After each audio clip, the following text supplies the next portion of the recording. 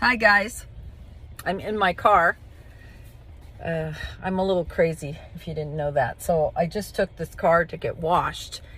Usually I have this thing that holds my phone that I talk into, and it's got a it's got a suction cup and it sticks to the window. Oh, I see that they didn't get that off of there. So it sticks to the window and holds my phone, but I just got the car washed and I don't want to stick the thing in the window. So I'm going to hold my phone today. Isn't that silly? Oh my God. And I'm looking at it right now and they didn't quite get all the thing off. So, you know, you can still see the circle. It drives me crazy. I've got issues. Anyway, let's get to the reading. Monday the 7th, Courage to Change. This is a good one. I usually don't read these ahead, but I did at the car wash. When I took step 5, I looked carefully at the words admitted to God, to myself, and to another human being. The order of these words, placing God first, then myself, and then someone else, struck me. So often I have been vaguely aware of some truth in my life that I was unwilling to admit to myself. Yet my higher power had already placed that thought in my mind. He must have, if I'm trying to ignore it. I surely didn't put it there. I try to use this when making decisions about my life. When I assume that my higher power has already put the answer in my mind, I can be willing to acknowledge that answer, whether I think I'll like it or not. It may rise up into my awareness right away, or it may take some time and patience, but I can trust that the answer is within me. And when the time is right, it will become clear. When I share my thoughts with another person I trust, this process helps me to take action on the answers I receive and to move forward with my life.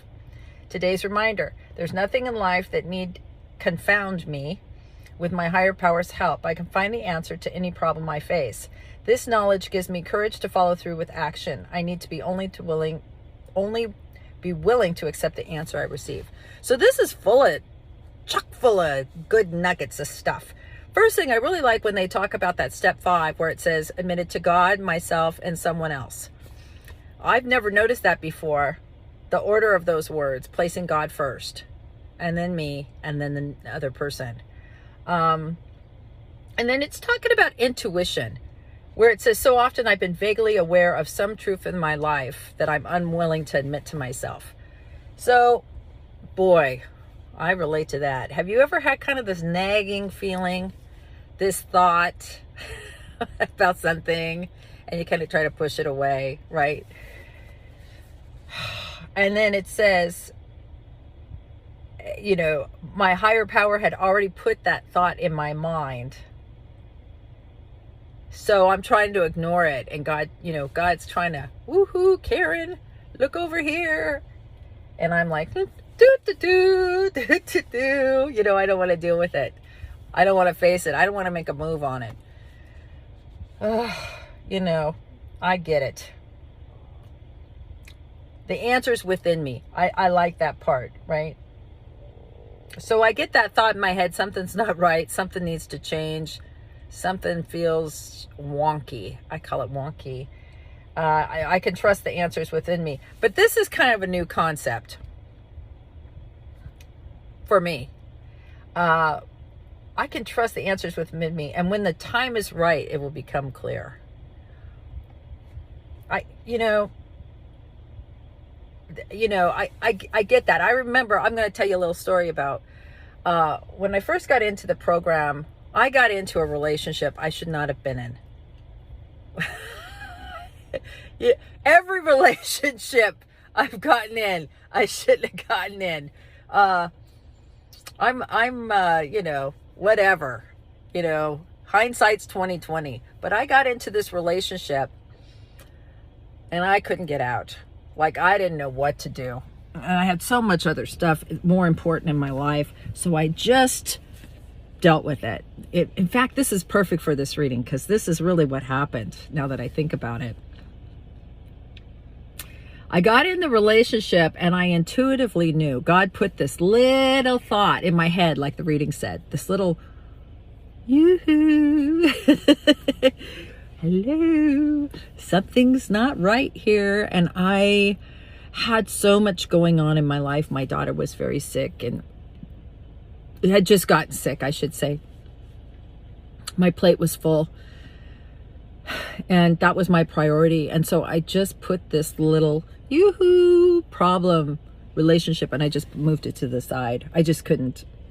Like, you know, life can be hard, and you got to prioritize what's going to get your attention, or you just can't manage. So I was in this relationship, and I called my friend Gordon, who is my spiritual, what do people call that? Mentor. You know, he's my go-to guy. And I called Gordon at that time, and I said, oh, Gordon, I got myself into a mess, a pickle. I got into this relationship, and I don't think I'm supposed to be in it. And he said, well, we all knew that. You know, nothing like a good friend to tell you the truth. Well, we all knew that. What the hell are you thinking, you know? And I said, well, what am I going to do? Because I got so much going on, and leaving the relationship was going to be not easy. Like, possibly restraining order type, you know, danger. I mean, I really got myself into a mess. And it didn't start out that way. Let me just tell you right now. It all looks good going in. It always looks so freaking good going in. And then trying to get out, you know. And I don't like conflict. I don't like drama. I don't like it. I would rather pack up my car and drive away than to deal with hurting someone, or I don't know. I'm just, you know, that's just the thing in me. I don't want to hurt someone else. I want everybody to leave happy. You know, I'd rather be heartbroken than have someone else be heartbroken. So I said to him, I said, what am I going to do? And he said, you're not going to do anything, right? Your plate's pretty full. So you need to focus on the next indicated thing, right? You need to take care of your home situation. You need to stay sober first, or you won't do anything. Then you need to continue with your programs of recovery. You need to look after your family first, which was my daughter, and work and keep your commitment to the employer that you have, right? You're just going to do that, and you're going to ask God to take care of this mess that once again you got into, right? Because it looked, my motives were good. So he said, you are going to know, you're going to ask God to make it perfectly clear to you when you have to take action, when you have to make a move. You're just going to ask God to intuitively let you know. And until then, you're just going to move on. You created the mess. Let's just move on. As long as you're not in physical danger, you know, but even if you are, God is going to let you know what you need to do. So I said, okay. So I had this little thought first that I tried pushing away, right? No, this isn't a bad decision. He's going to change. I'm going to change. It's all what I thought it was. It made up in my head, you know, all that bullshit. But then finally I realized, right? And then I wanted some kind of a resolution. And it was let's ask God for help. Let's just see what God has in store. And I did. And I waited. And it was over a year I stayed in that relationship, just doing the next indicated thing. And a couple of times I was like, okay, God, is this it? Because I was every night I'd pray, God, please give me a sign. Let me know. How am I going to know, God? How am I going to know? Are you going to drop boulders out of the sky? You know, is there going to be a big flag? Karen, get out now, right? How am I possibly going to know that it's time to go? You're going to have to tell me, God. Be specific. Like, don't be vague. Let me know. And a couple of times I thought, this is it. I'm out of here. I'm going to do it. And I didn't. I couldn't do it. And I started doubting what Gordon said about asking God. And I didn't know what I was going to do. And I just, my life, there was so much chaos going on in my life. And I was just trying to do the next indicated thing. And I was trying to take care of my priorities in order. And this guy was not on that list, right? He had dropped way down to the list, right?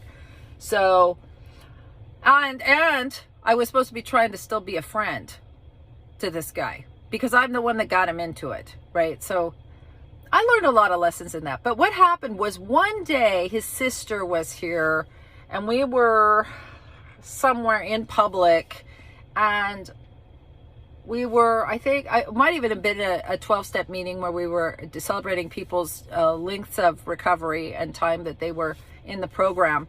And his sister was there. I was cutting cake and talking to people and working, and he pitched a fit. He behaved so poorly in my mind, and I don't know what happened. I was sitting there next to his sister, and he walked up and he started giving me the business. He wasn't getting enough attention or something. And that was it. I knew in that moment. I knew that was it. That was it. There was no doubt. There was no question. It was like, and it's not even like God said, hello, it's time to go. I just knew. And it was like, this is over. I'm done with this. I'm not putting up with this. This is ridiculous, right? I'm done with this. And I said, I'm done. And it did not go well. And it took me a couple years to get out of, meaning that whole thing. Now, I took direction and I did it as the program stated. And I'll tell you that today, years later, we are friends.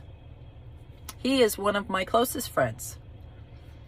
He called me a few months ago and asked me to take his girlfriend, his fiance now, through the steps. She was struggling with codependency and issues going on with her, and he thought it might really help her if she talked to me and I could help her through the steps. And I did. And she's lovely. And I wish them the best, right? I mean, that's it. I don't go to dinner with them, but I helped her over the phone. She lived in another state, and I was able to be helpful and pay back, do the next indicated right thing.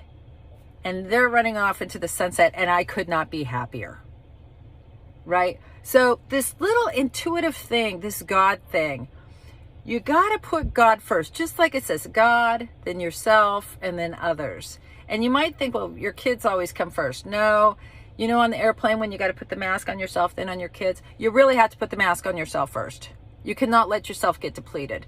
And any relationships like that, if you're in a relationship with a significant other and you are putting them before you, that's not going to work. God's got to come first. And when you get yourself in a pickle and you get that little thought in your head, God puts that thought like, hello, you got yourself in another mess, Karen. I knew it, remember? I knew it. And I just, no, everything's fine, I don't want to deal with this right now. I'm too busy. I'm going to pretend like everything's great. And then there came a point where, no, this is not going to work. How do I get out? And my getting out wasn't easy.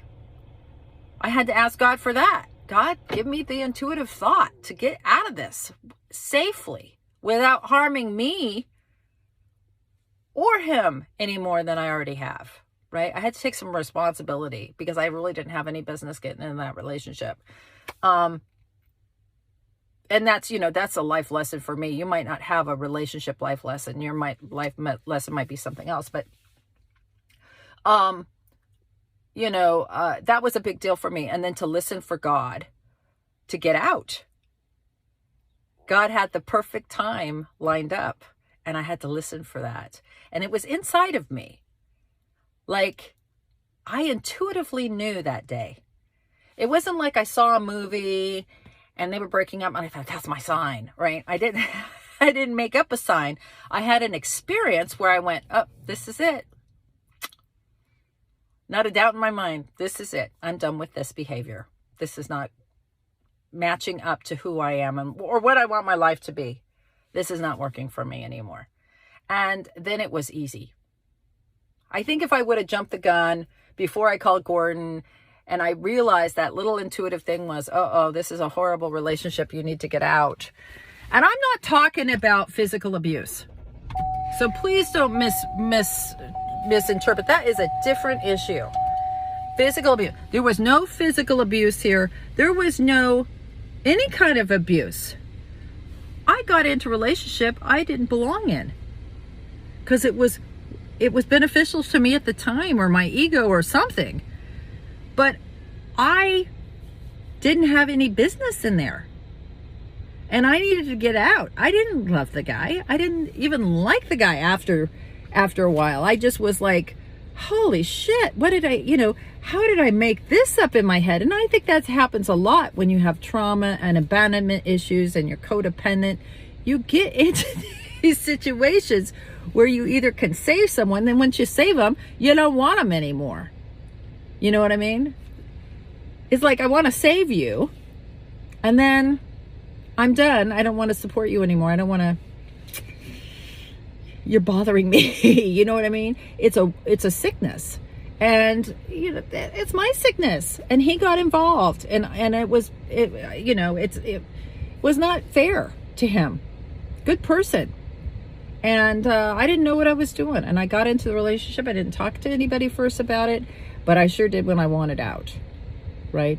So that's what I'm talking about here. I'm talking about, now it's a different deal. If you're in a physically abusive relationship, you need to get out right away. And you're going to need some help with that. And there's a lot of help and resources. Feel free to DM me if you need those resources. If you are in trouble or you're in harm's way, you need to let someone know. If not me, let anybody know that you are in trouble and you need help getting out. If you tell the right people, it will be, and start praying right away. God, put the right people in my path and help me get out of here. And if you have children, then just leave and figure it out later. Just get your kids and get the fuck out. I'm pretty clear on that. But this is not what I'm talking about. I'm not talking about trying to hang out in a relationship. I hung out in that relationship and waited till God told me it was time to be done, because there was some lessons there I needed to learn. So I didn't repeat them. And I did. Now, have I repeated them? Yeah, I have. I'm a sick person and I have relationship issues. I think I'm the greatest person to be a relationship with, but obviously not. I consume people. Like when I walk into a room, I can suck the air right out of the room and everyone's gasping for breath. I care. I love people to death. You know what I mean? I take away their rights and privileges as human beings on this planet by making their decisions and trying to control their lives because I love them so much. And then when I'm done, I don't want to play anymore. And it's definitely, this is a kind of personal thing to be talking about first thing. So I'm really bearing my soul to you about how I am in these relationships. And, I've done it to everybody, and I try not to now. I try to back up.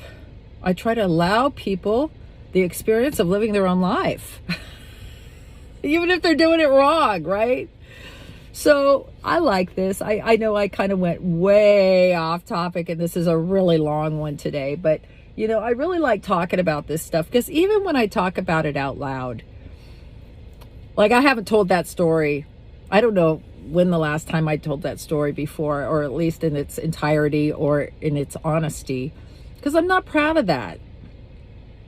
But it's ended out good. We're good friends now, and I try to be helpful to him anytime I can, because he kind of was a victim to my own issues. He didn't deserve that. And I'm not saying he doesn't have his own issues. That's not what I'm saying. But I'm responsible for mine. So I'm talking about me. And,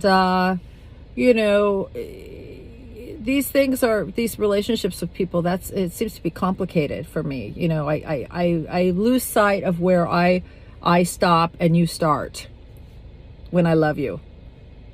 It becomes very blurry.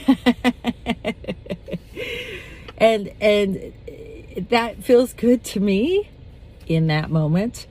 Then later, not so much. I get resentful and victimized by you. But I don't think it feels good to the other person. I feel like they really feel like they're being swallowed up. you know, and I know that because when I get around really healthy people, they can feel me. You know, I don't have to say a word and they'll take a step back, you know, like, you know, you're a nice woman, but you stay over there. You know what I mean? So I like the reading a lot. I have to have this higher power and this intuitive thinking, you know, this intuitive thought. I trust it a lot. I've had intuitive thoughts that I haven't trusted, and I've been right pretty much most of the time. And I do a video on that on YouTube if you want to see it. It's really good. It's about if someone you love lies to you, right, about the relapse. And I will tell you, out of all the families I have worked with, especially children, holy moly, you cannot lie to a child about if you're drinking or not. Man, they frickin' know. So families of alcoholics and addicts, if you get that feeling like someone might be loaded, usually you're right. I'd say 99% of the people I've helped have been right. Or they're about to use, right? So there's a great video on that. I think it's called that, when someone you love lies, something like that. It's under the codependent section of YouTube. Check it out. It's really a good one. And so many people, you know, doubt themselves and start thinking they're crazy. So anyway, I hope you got something out of any of that. And I love you all. Please comment and let me know what you think about that, your intuitive thoughts. And you know what? Feel free to do a video. I don't have to be the only one. If you want to get on here and talk about, like, if something I say really hits you and you want to tell your comparable story to it, and you want to share something that brings up for you, do that. That's what this is for. It's a private group.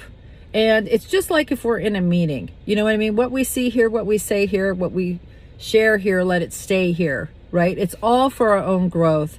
And for me, doing these little book studies, when I read your comments, it's like a mini meeting for me. You know, it's an opportunity. This morning when I was at the car wash, I read a couple of the comments from yesterday, and it's like a little mini meeting, and I feel connected, and I need that because, you know, I got a whacked out thinker on this stuff, you know, and I want to be in charge. So comment, do a video if you want. I love you all. Have a great day.